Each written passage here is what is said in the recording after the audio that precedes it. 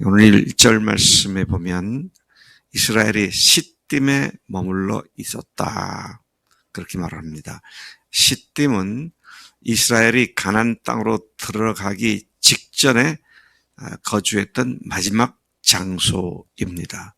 바로 여기에서 모세가 죽기 전에 신명기를 들려준 바로 그 장소였고요. 또 여호수아가 모세를 이어서 지도자가 되어 가나안 진군을 준비를 마친 장소가 바로 시딤입니다. 시딤이라는 말의 의미는 아카시아 숲이 있다 또는 아카시아 가시가 우리를 찌른다 그런 의미를 갖고 있는 장소가 시딤으로 알려져 있습니다. 근데 여기에서 이스라엘 백성이 모압 여자들과 음행하기를 시작했다. 본문은 그렇게 말씀합니다. 모압 여자들은 음행을 미끼로 이스라엘을 유혹하기 시작했고 이러한 일은 2절을 보니까 그 여자들이 자기 신들에게 제사할 때에 이스라엘 백성을 청함해 백성이 먹고 그들의 신들에게 절하게 하는 방식으로 이루어졌음을 본문이 말하고 있습니다. 이 유혹에 넘어간 사건을 일컬어 3절에 보니까 바알부올에게 가담한 사건이라고 표현을 하고 있습니다. 여호와께서 이스라엘에게 진노하시니라. 자, 이와 같은 기막힌 이스라엘의 범죄함 때문에 하나님께서 진노하셨다. 여기서 진노하셨다는 말은 뒤에 나오는 말씀을 보니까 연병이 일어났다. 여러분, 연병은 뭡니까? 저런 연병할 이런 욕을 할 때 많이 사용하잖아요. 전라도에서 연병한다 그러는데 연병이 무슨 뜻이에요? 장티부스, 급성 장티부스를 얘기하는 겁니다. 그래서 옛날에는 참 이게 한번 장티부스가 돌았다 하면은 약도 없고 마을이 전멸하다시피 하니까 어마어마한 질병, 괴질로 알려져 있었던 그런 병인데 이스라엘에게 이 연병이 퍼지기 시작을 한 것입니다. 근데 그 연병이 퍼지게 된 원인을 바알부올에 가담한 사건 때문이다. 그렇게 말씀하고 있습니다. 참 기가 막힙니다. 인간이 이런 존재구나 그런 생각이 들어요. 왜요? 출애굽을 통해서 어마어마한 하나님의 이적적 표적을 통해서 출애굽한 이스라엘 백성이 광야에 나오자마자 불평원망하며 죄짓기 시작하더니 40년 동안 광야를 방황하면서 돌다가 이제 마지막 야영지인 바알부올 이 기띔에서 조차 이방 여인들과 간음을 하고 음행을 하고 이방 신을 섬기는 패역한 일을 끝까지 하고 있는 걸 봅니다. 시작부터 끝까지가 이렇습니다. 참 인간이 얼마나 더러운 존재인가, 얼마나 하나님 앞에 신실치 못한 존재들인가. 근데 그 이스라엘을 또 용서하시죠. 또 용서하신 말씀이 오늘 말씀 본문이죠. 4절에도 보면 진노라는 말이 나오죠. 4절에 보시면 여호와께서 모세에게 이르시되 백성의 수령들을 잡아 태양을 향하여 여호와 앞에 목매어 달라. 그리하면 여호와의 진노가 이스라엘에서 떠나리라. 진노, 여호와의 진노, 이게 연병을 얘기하는 겁니다. 3절에서도 진노하셨다.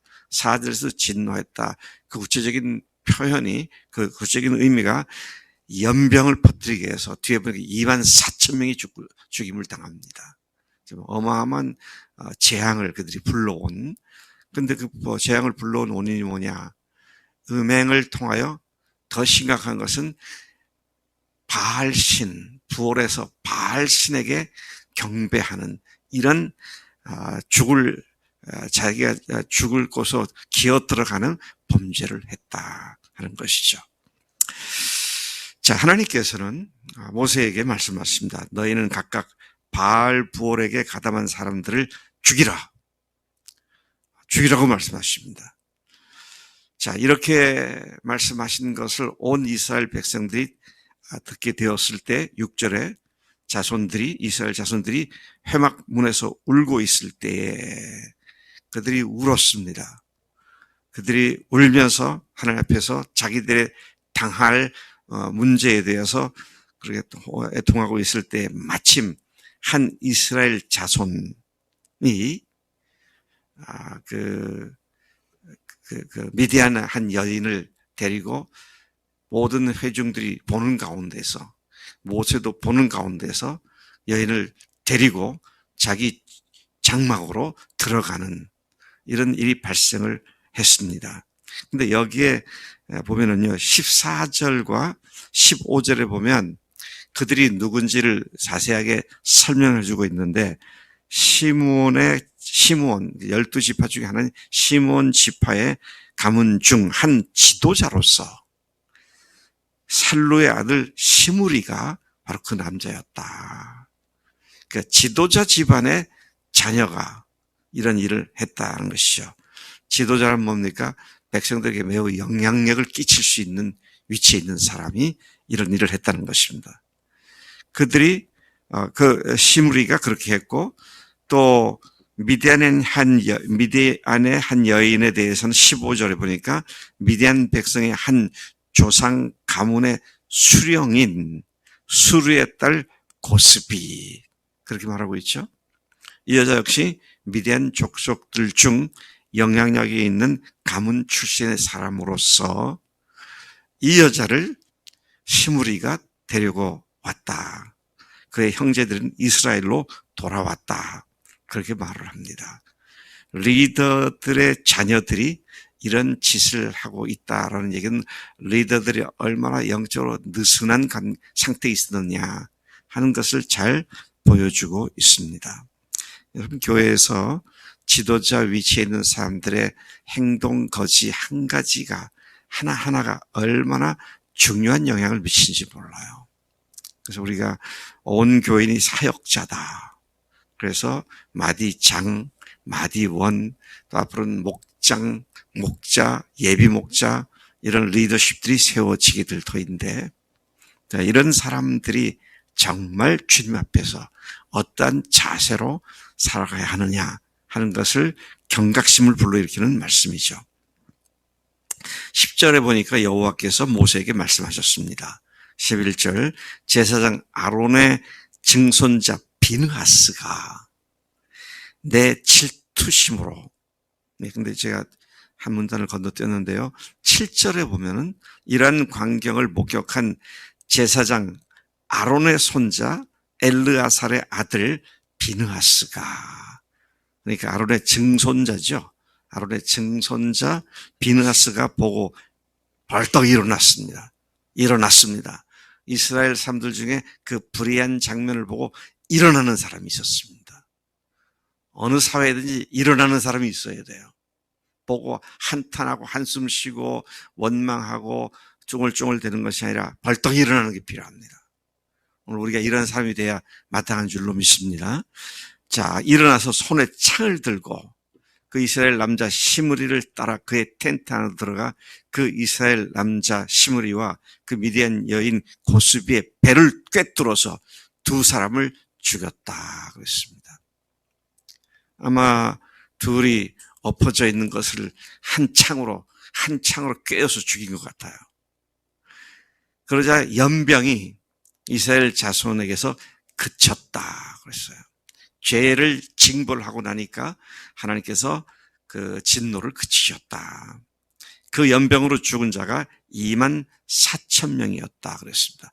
광야에서 죽은 사람들의 숫자에 결코 뒤지지 않는 엄청난 재앙을 당한 이스라엘의 모습을 보여주고 있습니다.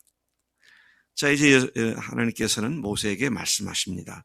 제사장 아론의 증손자 비느하스가 내 질투심으로 질투했다.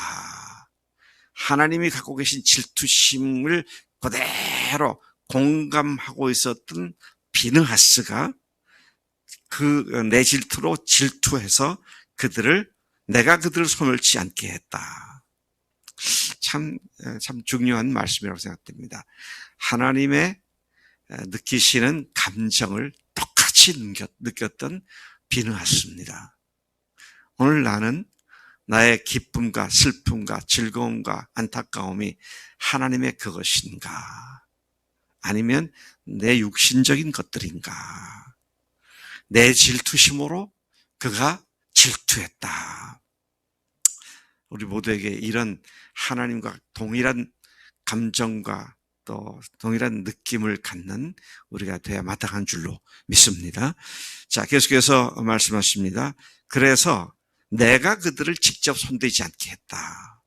그들을 소멸치 않게 했다. 12절, 내가 그에게 내 평화의 언약, 평화의 언약이 뭐냐? 곧 그와 그의 후손에게 영원한 제사장 직분의 언약을 줄 것인데, 이는 그가 하나님을 위하여 질투하여 이스라엘 자손을 속죄했기 때문이다. 여러분, 하나님의 본성, 하나님의 특성 중에 하나가 나는 질투하는 여호와니라 그랬죠. 질투라는 감정은 좋은 건가요? 나쁜 건가요? 질투가 좋은 거예요? 나쁜 거예요? 나쁘죠. 좋을 게 하나도 없죠. 근데 하나님이 질투하시는 하나님이라고. 아니, 하나님께서 무슨 질투를 하셔? 근데 질투는 딱 한 종류의 사람에게서만 질투가 나옵니다. 네. 어떤 사람에게 질투가 나오나요? 사랑하는 사람에게 질투가 나옵니다. 그 사랑, 유일한 사랑을 기대했는데 다른 사람을, 다른 존재를 사랑한다. 그럴 때에는 질투가 나오게 되어 있습니다. 오늘 나는 주님을 질투하게 하시는 내 삶이 아닌가 생각을 깊이 해봐야 합니다. 사람들에게는요, 누구든지 걸림돌이 하나씩 있습니다. 이것을 사도 바울은 견고한 진이라고 말합니다. 난공불락의 요새. 그래서 결코 그걸 포기하지 않은 못된 견고한 진들이 있어요. 근데 그것 때문에 하나님은 질투하십니다. 제가 우리 교인들도 보고 또 오늘날 많은 교인들을 보면 말들과 생각들은 주님 사랑해요. 말들과 생각들은 주님을 사랑해요. 근데 실제 삶은 그것과 동떨어져 있습니다. 참 하나님께서 질투하시겠구나. 말이야 무슨 말을 못하겠습니까? 모든 사람들이 주님 대신 앞에 굴복하는 삶이 돼야 합니다. 주님, 내가 주님 앞에 굴복하기를 원합니다. 말을 할 수 있죠. 근데 하나요, 그렇게? 또 모든 교인이 사역하는 교회가 하나님께서 기뻐하신 교회입니다. 다 알고 있죠. 만신자, 전신자, 제사장직 교리가 우리 침례교회의 아주 중요한 믿음 중에 하나다. 뭐 다 알고 있습니다. 근데 그렇게 안 살아요. 또 우리 교회가 하늘 가족이다. 하늘 가족이면 가족이 떨어져 있으면 궁금하지 않아요?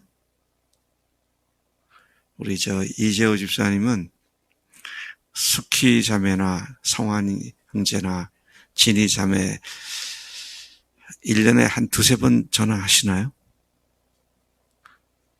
거의 매주 하시죠? 제가 이번에 독일 가서 그런 생각이 들더라고. 우리 교인들은 나를 가족으로 생각하나. 아무도 연락 없어. 믿음이 너무 좋은 건가? 당연히 건강하고 하나님께서 역사하시겠지. 뭐 그런지 모르겠는데, 좀 카톡이라도 목사님 힘드진 않으세요? 보고 싶으네요? 그럼 어디가 더 신합니까? 내가 한날에 괘씸하다 생각을 했어. 목사님 사랑해요. 뭘 사랑해, 사랑하긴. 말과 생각은 분명히 그래요. 여러분들 생각하는 것은 그렇게 한다고 알고 있어요. 근데 행동이 전혀 따르지 않아요. 그거를 두 글자로 뭐라 그러죠? 말과 생각은 그런데 행동은 그렇게 되지 않아. 그걸 뭐라 그래요? 아침부터 좀 제가 센 말을 하는데 그걸 위선이라 그래요. 네. 위선은 뭐예요? 선을 가장한 것이다. 결국은 그렇게 돼버리잖아요. 어제 제 아들이 한 달 이제 와서 쉰다고 그래갖고 그 가평에 있는 필그림 하우스로 갔습니다. 제 차를 몰고요. 집사람 차를 몰고. 보험도 다, 보험을 8월까지 들어줬어요. 네. 일주일, 한 달, 이번 5월 한 달 드니까 7만 원 달라고 그러더라고, 보험사에서. 근데 가족이면 누구나 몰 수 있는 그런 걸로 하면 8월 1일까지 14,000원인가? 그거밖에 안 돼. 그 보험 제도가 더 이상하더라고. 그래서 8월 1일까지 들었죠. 뭐 싼 걸 안 하겠어요. 물론 다음 달부터는 한국에 없지만. 그래서 갔는데 잘 갔겠죠. 뭐 50살, 금년이 한국 나라 50살이네 보니까. 뭐 미국에서 차 잘 몰고 다니고. 그런데도 저는 걱정이 돼요. 잘 갔는가. 그래가지고 5시쯤 전화를 했죠. 잘 갔냐? 그랬더니 잘 갔다고. 또 집에 들어와가지고 7시인가 8시인가 우리 집사람이 나보고 아들한테 전화해보라고. 뭐 아까 했는데 또 하냐 하니까 자기가 지금 했는데 한번 해보라고. 그래서 조금 전 했으니까 제가 안 했어요. 그게 가족이잖아요. 궁금하고요. 자, 우리가 얘기가 좀 빗나갔는데 하나님의 질투심으로 질투한 비누하스. 오늘 이러한 하나님의 감정, 하나님의 느낌, 하나님의 생각이 내 감정, 내 생각이 돼서 주님을 위해서 싸울 줄 아는 하나님의 사람들이 되어야 마땅한 줄로 믿습니다.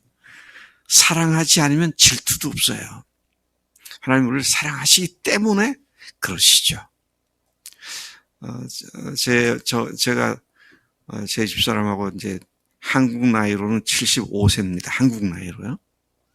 8월 7일이 되면은 만 74세가 되죠. 아직 73세입니다. 저는 만 나이로. 그러니까 제가 젊었어요, 아직. 근데 이 나이에 제 아내가 그게 뭐 연령 고하를 막론하고 다른 남자를 마음에 품고 있다 그러면 제가 이젠 볼장 다 봤으니 그래 마음대로 해라 그러겠습니까? 아니죠. 아니죠. 큰일 나죠. 제가 가만 안 두죠. 예. 근데 그게 왜 그렇습니까? 사랑하기 때문에요. 하나님이 우리를 그렇게 사랑하신다. 얼마나 사랑하셨어요? 독생자를 내어주시기까지. 그리고 하나님의 모든 권능으로 그분을 다시 부활시키기까지. 그래서 우리를 의롭다고 해주시는 그 일을 하시기까지 사랑하시는 주님이시죠. 우리가 평생 이 주님만 사랑하는 삶에 집중하는 우리 삶에 대해 마땅한 줄로 믿습니다. 오늘도 주님만 사랑하며 사십시다. 하나님 아버지 감사합니다. 이 아침에 바알볼의 사건, 하나님께서 질투하신 사건과 또 하나님의 질투심으로 질투하여 죄 지은 자를 응징한 비느하스의 모습들을 봅니다. 하나님 오늘 우리도 하나님께서 질투하시는 그 질투에 동참하는 자가 되게 하시고 주님의 감정을 공유하는 자가 되도록 우리를 복주시는 줄로 믿습니다. 말과 생각과 행동이 언제든지 함께 가는 참으로 하나님께서 귀하게 여기실 수밖에 없는 주의 자녀들 다 되도록 복 주실 줄로 믿습니다. 감사하고 예수님의 이름으로 기도를 삼나이다. 아멘.